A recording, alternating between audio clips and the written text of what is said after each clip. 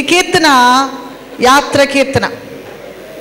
120వ కీర్తన నుండి 134వ కీర్తన వరకు మనం చూసినట్లయితే ఇవన్నీ కూడా యాత్ర కీర్తనలుగా మనము చూడగలుగుతాం. ఈ యాత్ర కీర్తనలు ఎప్పుడు పాడేవారంటే సంవత్సరంకి ఒకసారి ఇశ్రాయేలు జనమంతా యెరూషలేమునకు ప్రయాణం అయినప్పుడు ఈ యాత్ర కీర్తనలు పాడుతూ వెళ్ళేవారంట. వాళ్ళు 120వ కీర్తన దగ్గర ప్రారంభించి 134వ కీర్తన అంటే వాళ్ళు ఆఖరు సభలో పాడే కీర్తన 134వ కీర్తన. 120వ కీర్తన పశ్చాత్తాపముతో కూడిన కీర్తన. 134వ కీర్తన ఆశీర్వాద వచనాలు పలికే కీర్తన. అందుకే చూస్తున్నాం కదా, సియోనులో నుండి దేవుడు నిన్ను ఆశీర్వదించును గాక అన్నమాట. మరి మన యొక్క ఆత్మీయ యాత్రలో కూడా పశ్చాత్తాపం యొద్ద మొదలుకొని, అవును కదండి, మనందరం కూడా మొదట మన యొక్క ఆత్మీయ యాత్ర ఎక్కడ మొదలవుతుంది? పశ్చాత్తాపం యొద్ద మొదలుకొని ఆశీర్వాద వచనంలోనికి, స్తుతులలోనికి మనం వెళతాం. దేవునికి స్తోత్రం, హల్లెలూయా.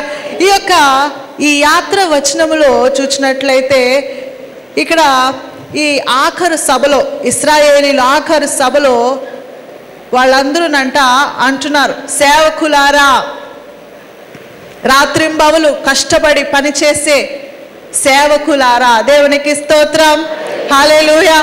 మరి దేవుడు మనకి అద్భుతమైన సేవకులను దేవుడు మనకి దయచేశాడు. రాత్రి అనకానేంటి, పగలనకానేంటి, ఎప్పుడు ఫోన్ చేస్తే అప్పుడు, అయ్యా రండి, మాకు సమస్య ఉంది, మా కొరకు ప్రార్థన చేయండి. మరి మనకి సేవ చేయడమే కాదు, ప్రభు యొక్క సేవలో రాత్రింబగలు కష్టపడి పని చేస్తున్నవారు. మరి ఇక్కడ ఇశ్రాయేలీయులు అంటున్నారు, ఇక్కడ ఏమంటున్నారో చూడండి, పరిశుద్ధ స్థలము వైపు చేతులెత్తి యెహోవాను సన్నుతించుడి. సేవకులకు చెప్తున్నారు.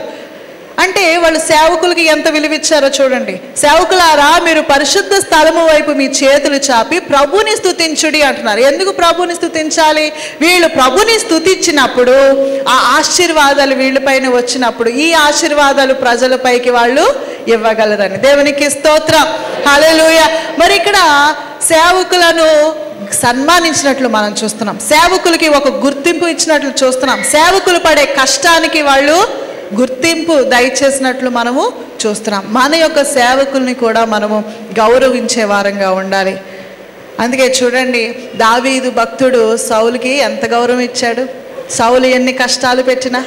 అవునండి, అంటే ఆ అభిషక్తుని మనం గౌరవించే వారంగా ఉండాలి, అభిషక్తుల్ని సన్మానించే వారంగా ఉండాలి. ఇశ్రాయేలీలంట వీరందరూ కూడా ఇలాగ కాంగ్రిగేషన్గా కూర్చొని ఉన్నప్పుడు సేవకులందరూ వాళ్ళ ముందర నించుని ఉండేవారంట.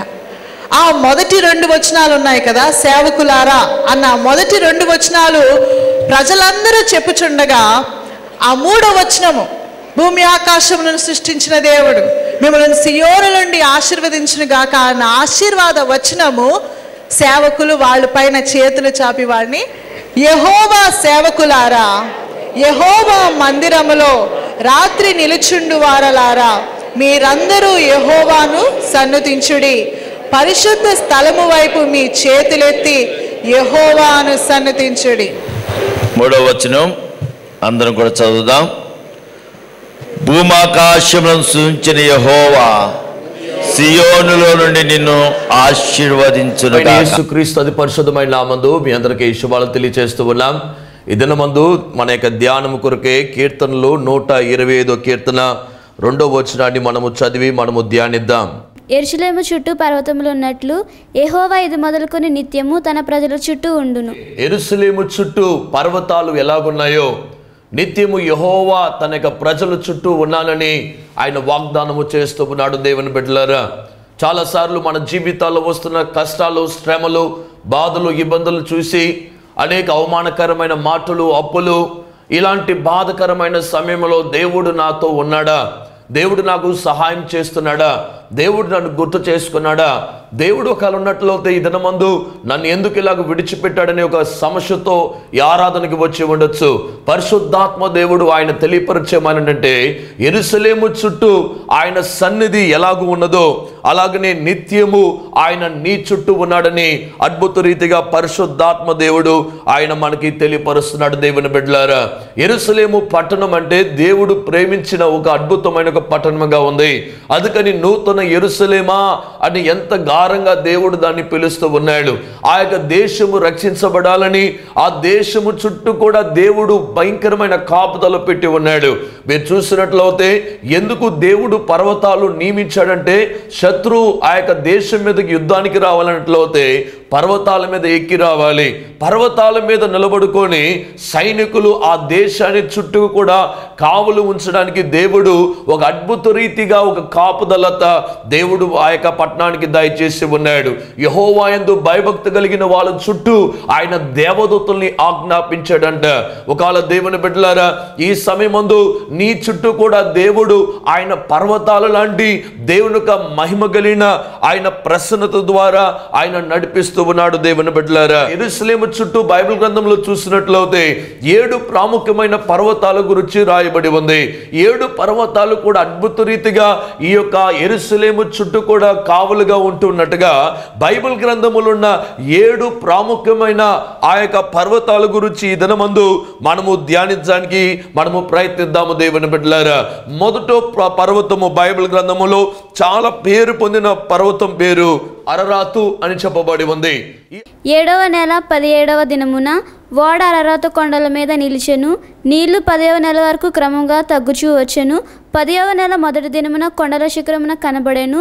దేవుని బిడ్డలారా, ఇక్కడ మీరు చూసినట్లయితే ఈ అరరాతు అని చెప్పబడిన ఈ యొక్క పర్వతము చాలా పేరు పొందబడిన ఒక పర్వతముగా ఉంది. దేవుడు నోవాహుని దేవుడు ఎన్నుకున్నాడు. దేవుడు నోవాహుని దేవుడు ఎన్నుకోవడానికి ఒక ప్రాముఖ్యమైన కారణం ఎందుకంటే ఈ లోకములో పాపం ఎక్కువైపోయింది. దేవునికి ఇష్టం లేనిది ఒకటేంటే పాపము. దేవుని బిడ్డలారా, కాబట్టి మనము పాపం నుంచి బహుదూరంగా మనము ప్రయాణం చేయాలి. పాపం నుంచి పారిపోవాలని అపోస్తలుడైన పౌలు కొరింథీ సంఘానికి రాస్తూ ఉన్నాడు. ఒకవేళ ఎలాంటి పాపమైనను పాపం నుంచి మనం పారిపోవాలి. అయితే సృష్టి ఆదిలో జరిగిన ఒక తప్పిదము అది ఏం చేసిందంటే ఆదాము అవ్వ ద్వారా ఈ లోకానికి పాపం అనేది భూమిలో మొలిసింది. దేవుని బిడ్డలారా, దాని తర్వాత ఆదాము బిడ్డలు వాళ్ళ బిడ్డలు పాపం ద్వారా నింపబడి దేవుని యొక్క వ్యతిరేకమైన జీవితాన్ని కలిగినట్టుగా మనము బైబిల్ గ్రంథములో చూస్తూ ఉన్నాం.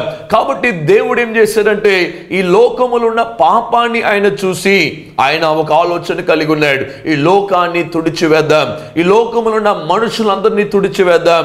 ఎందుకు మనుషుల్ని సృష్టించాడని చెప్పి ఆయన బహు బాధపడినట్టుగా బైబిల్ గ్రంథము తెలియపరుస్తుంది. దేవుని బిడ్డలారా, చాలా సార్లు మన బిడ్డలు కూడా మనకి వ్యతిరేకంగా చేసేటప్పుడు మనము కూడా అనుకుంటుంటాం, ఎందుకు ఈ బిడ్డ నాకు పుట్టాడా, ఎందుకు దేవుడి బిడ్డని నాకు దయచేశాడని కొంతమంది తల్లిదండ్రులు బాధపడడం నేను విని ఉన్నాను. దేవుని బిడ్డలారా, కాబట్టి దేవుడి భూమి యందు మానవుడు చేసిన పాపాన్ని చూసి ఆయన బహు బాధపడాడు.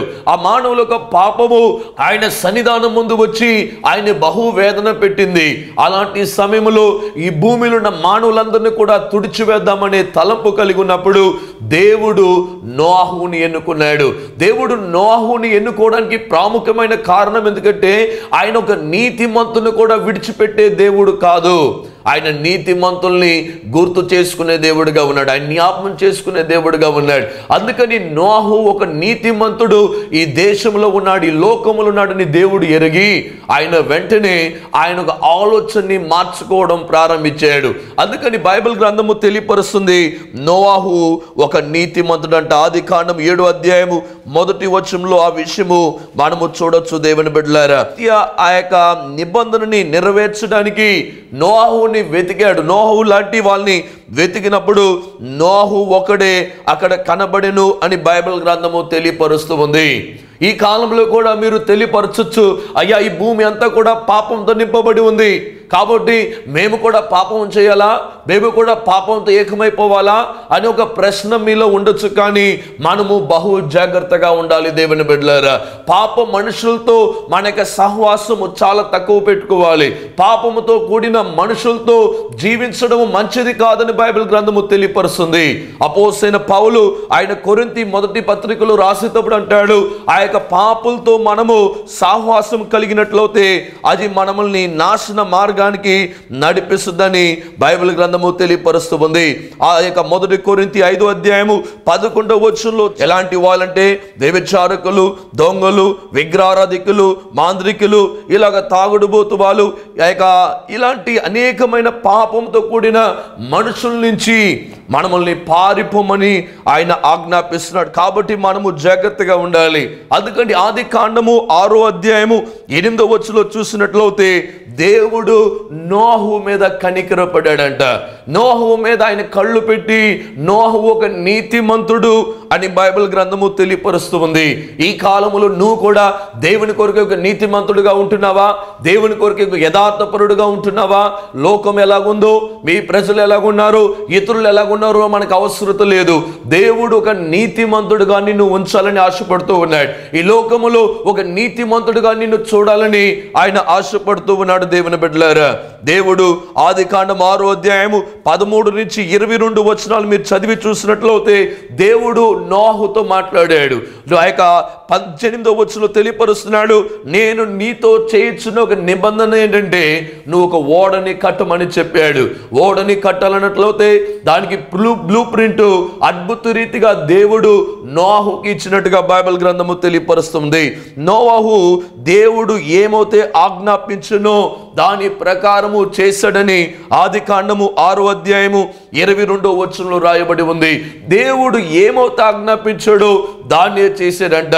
నోహు దేవునికి ఆలోచన ఒక పక్కన పెట్టేసి తన సొంత ప్రయత్నాలు చేయలేదు, తన సొంత ఉద్దేశాల మీద వెళ్ళలేదు, తన సొంత ఉద్దేశాల మీద వెళ్ళలేదు. దేవుడు ఏమైతే చెప్పాడో దాని క్రమ పద్ధతిలో ఆయన చేసినట్టుగా మనము చూడొచ్చు దేవుని బిడ్డలారా. అందుకని దేవుడు ఆయన ఎంతగా ప్రేమించాడంటే బైబిల్ గ్రంథములో, జీవ గ్రంథములో ఒక పెద్ద బిరుదిచ్చాడు. ఏంటంటే ఆ యొక్క నోహు ఒక నీతిమంతుడు. నోహు ఒక నీతిమంతుడుగా ఉన్నాడు. నోహు ఈ యొక్క ఓడని కట్టిన తర్వాత 120 సంవత్సరాల వరకు ఆ యొక్క ఈ లోకం మీద వర్షము పడలేదు. కాబట్టి దేవుని బిడ్డలారా, మనము జాగ్రత్తగా చూసినట్లయితే నోహు ఈ 120 సంవత్సరాలు అనేకులకి ప్రసంగాలు చేసి ఉండొచ్చు, ప్రకటించి ఉండొచ్చు, ఈ లోకాన్ని దేవుడు నాశనపరచబోతున్నాడని చెప్పి ఉండొచ్చు.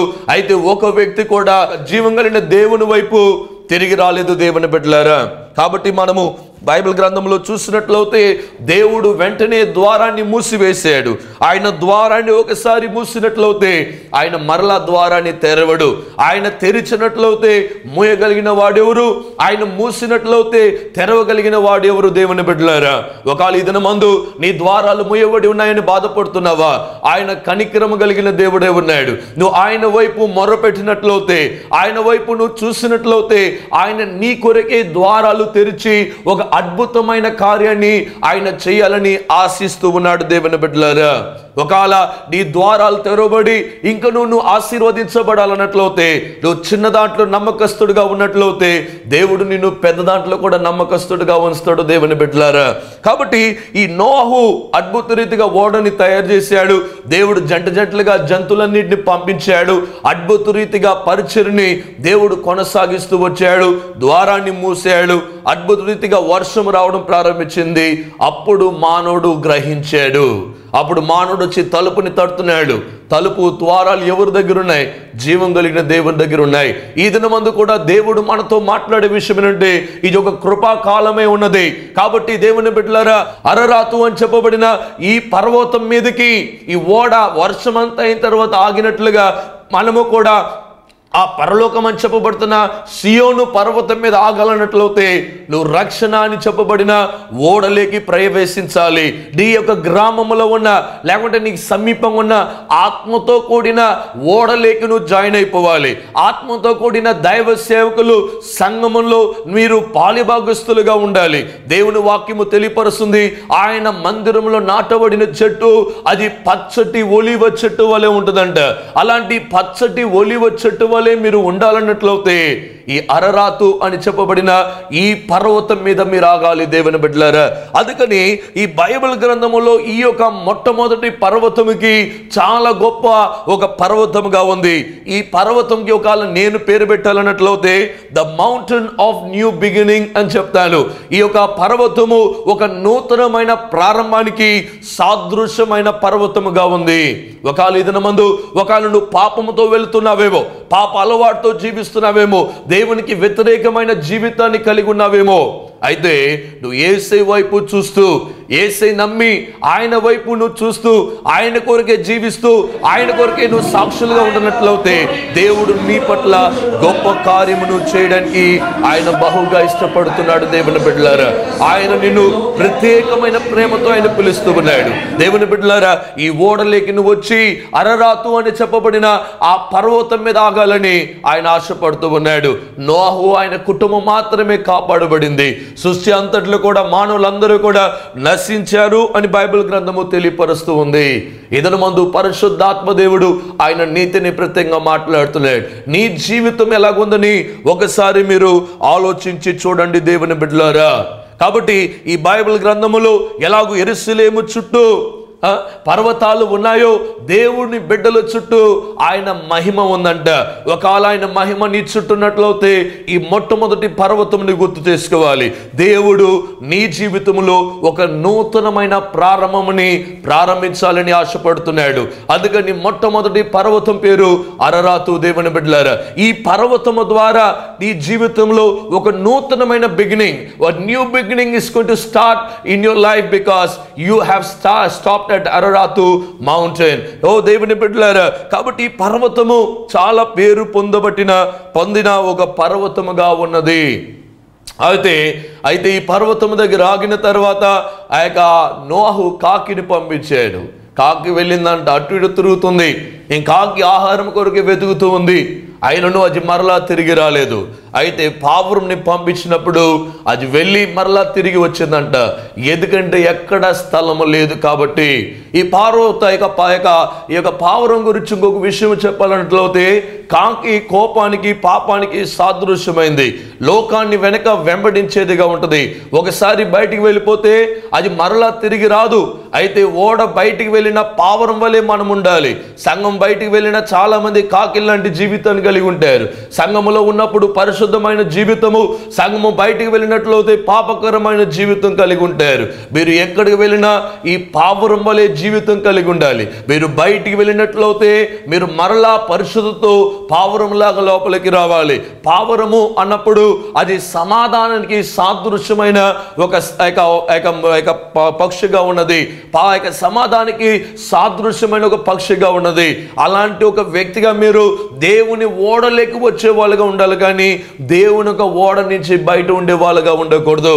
ఈనాడు మన్నా జూబ్లీ చర్చ్ అమలాపురంలో కొన్ని వేల మంది ప్రతి వారం అనేక ప్రాంతాల నుంచి వస్తూ ఉన్నారు. ఎందుకంటే ఈ యొక్క పావురం వలె ఈ ఓడలేకి వస్తూ ఓడలోనికి వచ్చిన వాళ్ళు మరలా దేవుని వాక్యాన్ని విని లోకమంతటికి చెప్పడానికి, సాక్షులుగా ఉండడానికి ఈనాడు అనేక వేల మంది ఈ యొక్క పరిశుద్ధమైన స్థలానికి వస్తూ ఉన్నారు. కాబట్టి దేవుని బిడ్డలారా, ఈ మొట్టమొదటి పర్వతములాగా దేవుడు ఈ దినమందు నీ పట్ల ఒక నూతనమైన కార్యాన్ని ఆయన చేయాలని ఆశపడుతున్నాడు.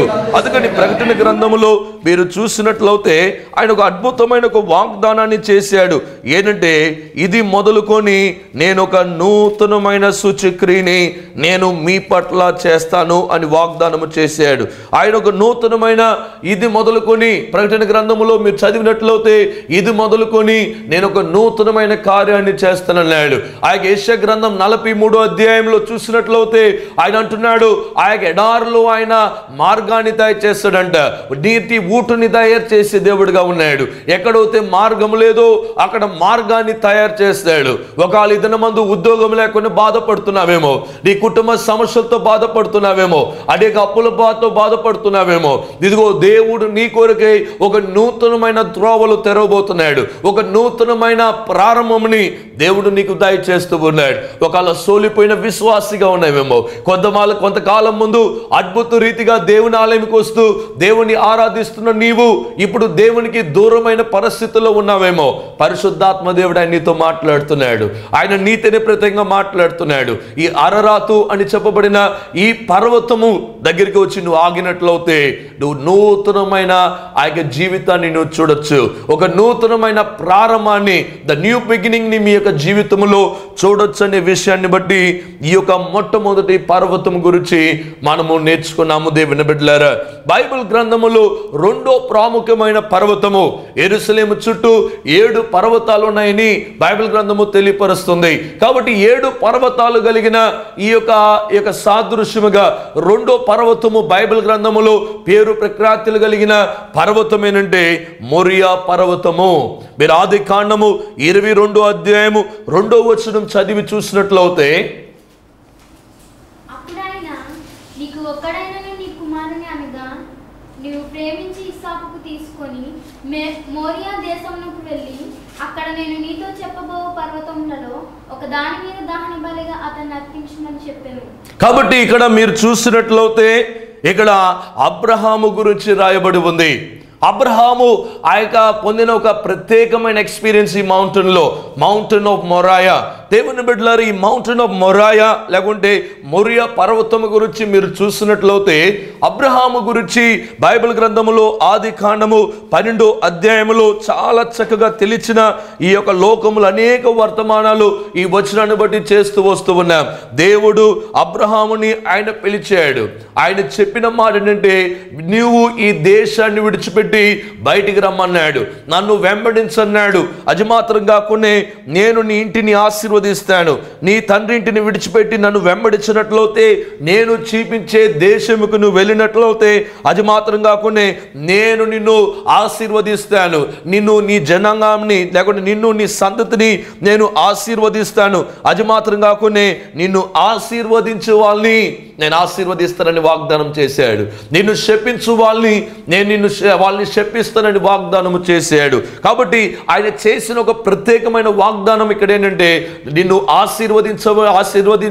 ఆయన చేసిన ప్రత్యేకమైన వాగ్దానం ఏంటంటే, నిన్ను ఆశీర్వదించిన వాడిని నేను ఆశీర్వదిస్తాను, నిన్ను శపించిన వాడిని నేను శపిస్తాను. ఎప్పుడంటే దాని వెనక ఒక షరతు ఉంది ఏంటంటే, నువ్వు నీ ఇంటిని విడిచిపెట్టి, నీ పద్ధతులు విడిచిపెట్టి, ఈ లోక యొక్క అలవాట్లు విడిచిపెట్టి, ఇవన్నీ విడిచిపెట్టి యేసు వైపు తిరిగినట్లయితే, జీవం కలిగిన దేవుని వైపు తిరిగినట్లయితే నేను ఒక అద్భుత కార్యాన్ని నీ పట్ల చేయాలని ఆయన మాట్లాడాడు. దేవుని బిడ్డలారా, మనం ఇంకా ముందుకు వచ్చి చూసినట్లయితే అబ్రహాము లేకుంటే అబ్రహాం అని చెప్పబడిన ఈయన ఆయన జీవం కలిగిన దేవుని యొక్క మాటని చొప్పున ఆయన బయలుదేరి వెళ్ళాడు. ఆయన జీవితంలో తెలుసుకుందంటే, నాతో మాట్లాడిన వాడు ఇది సాధారణమైన స్వరము కాదు, ఇది ఉన్నతమైన దేవుని స్వరము.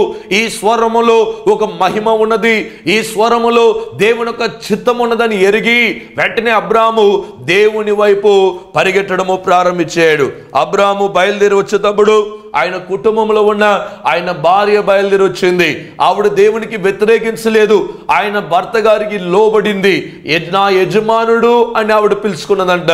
అంత అద్భుతమైన భార్యని అబ్రామ్కి దేవుడిచ్చాడు. అది మాత్రం కాకుండా లోతు ఆయన పనివారు, అబ్రామ్ ఒక పనివారు, వీళ్ళందరూ కూడా ప్రయాణము చేస్తూ ఉన్నారు. వీళ్ళ ప్రయాణములో మీరు చూసినట్లయితే ఆది కాండము 12వ అధ్యాయము 10 నుంచి 20 వచనంలో చూసినట్లయితే అక్కడ ఒక పెద్ద శోధనలోకి పడిపోతున్నాడు. ఎందుకంటే అబ్రాహాముకి ఇవ్వబడిన భార్య చాలా చక్కటి చురుకైనదనమాట. ఆ యొక్క అందమైన భార్యని చూసి ఈ ఫరో రాజుకి కళ్ళు పడిపోయినాయి అనమాట. వెంటనే ఈవిడిని ఎలాగైనా నేను ఈవిడితో పాపం చేయాలనుకున్నప్పుడు దేవాతి దేవుడు ఆయనతో భయంకరమైన తెగులు రంపించాడంట. వెంటనే ఆయన భయపడిపోయి అబ్రాహాము ఏంటి ఈ పని చేసావని చెప్పి ఆయన్ని వెంటనే అనేక ఆస్తులు ఇచ్చి దాసురాలనిచ్చి ఆ యొక్క దేశం నుంచి పంపించి వేశాడంట. కాబట్టి దేవుని బిడ్డలారా, దేవుడు ఈయన్ని వెళ్ళిన ప్రతి ప్రాంతంలో కూడా ఆయనకి ఆశీర్వాదాన్ని దయచేసినట్టుగా మనము చూడొచ్చు. లోతు అబ్రహాము జీవితంలో అనేక సమస్యలు వచ్చాయి. ఏంటంటే ఇద్దరు పని వాళ్ళు గొడవ పడుతున్నారు. అయితే అబ్రహాము ఎలాంటి వాడంటే ఆ యొక్క లోతు, నువ్వు కుడివైపు వెళ్తే నీ ఎడం వైపు వెళ్తాను, నువ్వు తూర్పు వెళ్తే నేను పరమట్టుకు వెళ్తానని అద్భుత రీతిగా మాట్లాడాడు. మాట్లాడిన ప్రకారం లోతు చూసిన ప్రాంతం ఎలాంటిదంటే చక్కటి పచ్చటి ఆ యొక్క యోర్దాను నది పారుతున్న సొదొమ గొమొర్రా ఎన్నుకున్నాడు. అయితే అబ్రహాము ఆయన ఎండిపోయిన నేలని ఎన్నుకున్నాడు. దేవుని బిడ్డలారా, ఎండిపోయిన నేలను ఎన్నుకున్నాడు. ఆ యొక్క బాధపడలేదు. ఎందుకంటే ఆయన పిలిచిన దేవుడు ఎండిపోయిన దాన్ని చిగురింప చేసే దేవుడుగా ఉన్నాడు. యేస్కేలు గ్రంథములో మీరు చూసినట్లయితే ఎండిపోయిన ఎముకలు, చచ్చిపోయిన ఎముకలకి ఆయన జీవాన్ని ఇచ్చే దేవుడుగా ఉన్నాడు. దాని యొక్క ఎముకల మీద ఆ యొక్క నరాలు రప్పించి తోలు రప్పించి దాన్ని ఆ యొక్క జీవాన్ని దేవుడు దయచేసి వాటిని గొప్ప సైన్యముగా నడిపించగలిగిన దేవుడే ఉన్నాడు. ఒకవేళ నువ్వు కూడా అబ్రహాములాగా ఎండిపోయినట్టుగా ఈ కాలం ముందు ఉన్నావేమో, నీ చుట్టుండే వాళ్ళు బంధువులు బాగా అభివృద్ధి పొంది ఉన్నతమైన స్థాయిలో ఉన్నారేమో, విదేశాల్లో అనేక డబ్బులకి అధిపతులుగా వాళ్ళు ఉన్నారు, ఆస్తికర్తలుగా ఉన్నారని నువ్వు బాధపడుతున్నావేమో. దేవుడు నన్ను విడిచిపెట్టాడు అనుకుంటున్నావేమో.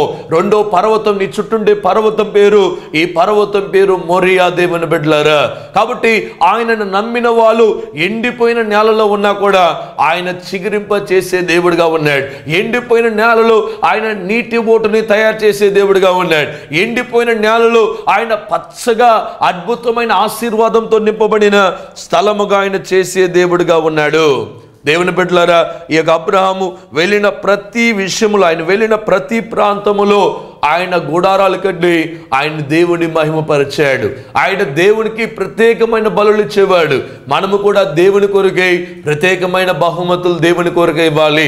మనము చేస్తున్న ఈ యొక్క రక్షణ గడియ టీవీ పరిచయం కొరకై ప్రతి నెల కనీసం ఒక 500 నుంచి లేకుంటే ఒక 1000 రూపాయలు మీరు ఈ యొక్క పరిచయం కొరకై మీరు సహకరించగలిగినట్లయితే లోకంలో అనేక భాషల్లో ఈ ప్రోగ్రాము చేయాలని బహు ఆశతో మేము ముందుకు వెళ్తూ ఉన్నాం. ఒక గొప్ప దర్శనముతో వెళ్తున్నాము. దేవుని బిడ్డలారా, అబ్రహాములాగా మీరు కూడా గుడారాలు కడుతూ దేవుని కొరకు ప్రత్యేకమైన బలులు మీరు ఇచ్చినట్లయితే దేవుడు మిమ్మల్ని ప్రత్యేకంగా ఆశీర్వదించే దేవుడుగా ఉన్నాడు. అయితే లోతు అబ్రహాంతో ప్రయాణం చేసి ఉండొచ్చు, కానీ అయితే ఆయన జీవితంలో జరిగిందంటే వెళ్ళిన ప్రాంతము పాపంతో నిండిన ప్రాంతము.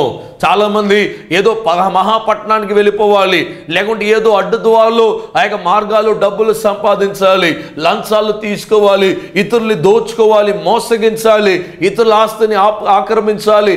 ఇలాంటి ప్రయత్నము ద్వారా వచ్చిన సొమ్ము అది మీ జీవితానికి నాశనము కలగ చేస్తుంది. దేవుని బిడ్డలారా, అయితే మీరు ఒక నిజంగా ఆశీర్వదించబడాలన్నట్లయితే మీరు జీవంగా దేవుని దగ్గర కనిపెట్టండి.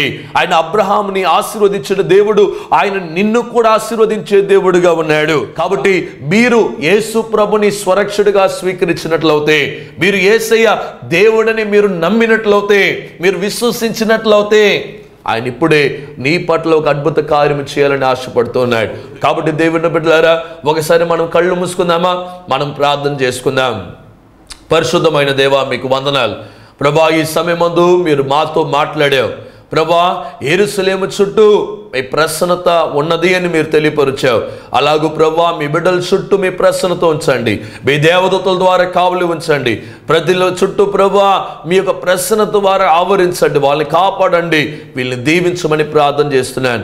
ఎవరైతే బలహీనత సమస్యలు ఉన్నారో వాళ్ళని తాకండి, ఈ పరిచయాన్ని ప్రేమించు వాళ్ళుగా చేయండి. యేసు నామమున ప్రార్థించి వేడుకుంటున్నాము తండ్రి, ఆమేన్. మా వివరముల కొరకు రెవరెండ్ ఎర్నెస్ట్ తాతపూడి, మన్నా జూబ్లీ చర్చ్, అమలాపురం. మా ఫోన్ నంబర్ 900006 800005 మరియు 900008 400005. Our address, Reverend Ernest Tatapudi, Manna Jubilee Church, Amalapuram. Our phone numbers 90006 80005. Also 90008 40005.